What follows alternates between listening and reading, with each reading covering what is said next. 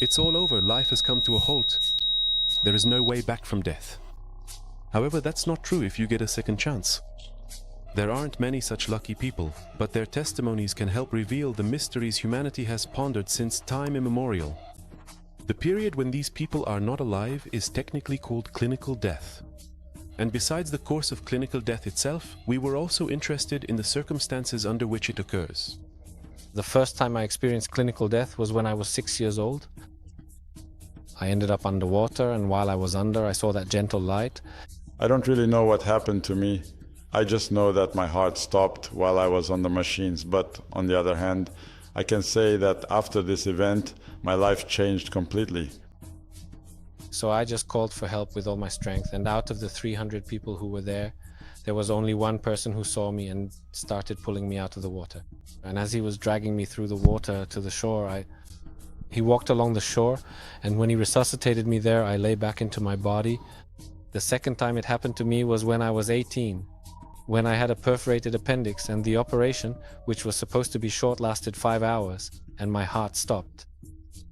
And that's how I got to the other side.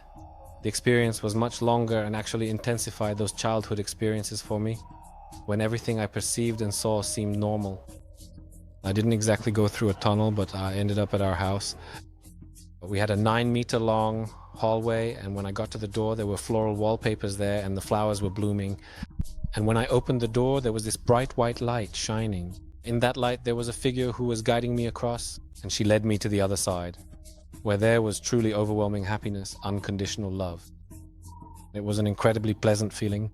Testimonies about the experience of clinical death vary, but in most cases, they remarkably agree that death brings a sense of peace, acceptance, or unconditional love. And what is actually happening? While the medical team worked tirelessly to save my life, I vividly recall a profound sense of tranquility, which I would describe as being similar to floating high above a vast abyss. Simply put, I wasn't afraid. I knew I wouldn't jump or fall into that abyss. On the other side, I was there for a really long time, so I had already settled in so much that I was surprised when they told me that my time hadn't come yet and sent me back. Since then, today alone, I've met with 40 people who have gone through the same clinical experience, and we help each other process those experiences because, after all, it's something between heaven and earth. And the materialistic world doesn't really know what to do with that, not really. Whenever something like this happens to me, there's always some solution that comes up, one that helps me so I can help others as well. So people often come to me with certain specific issues, but as for where I actually get the information from to properly advise them, I really do not know the answer to that. When you wake up from clinical death back into consciousness, nothing is ever the same as before. Something inside you changes, and it's not always easy to deal with it. Yeah, a whole lot has changed since then. When you are only 6 years old, you honestly think that all the things you see and perceive around you are just the way they are supposed to be. And for a long time I realized that I see and perceive things very differently than the people around me. And then at 18, after high school, when it happened to me for the second time, and those things became much stronger for me. I was lucky enough at that time to meet my teacher of mysticism, and he was very helpful to me both with literature and with spiritual guidance on how to work with it. Well, and then you find out that you have some rather strange abilities, like when I started working at the bank and shook hands with the deputy manager. I just knew that he would die within a year, that he had leukemia, that nobody knew about it, and I was just standing there confused.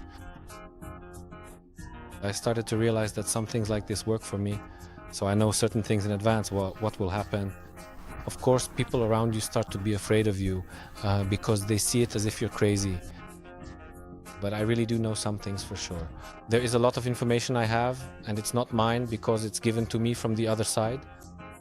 And my task is to be the right channel for that information. I'm passing that information from one shore to the other. And actually my whole life has changed. It has gradually changed.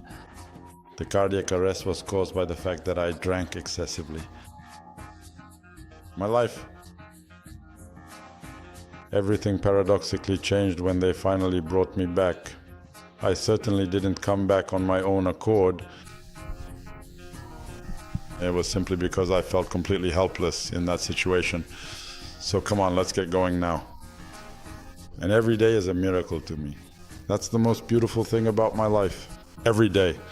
And especially when someone smiles, and I smile too. Every day. Isn't it beautiful? We don't choose death.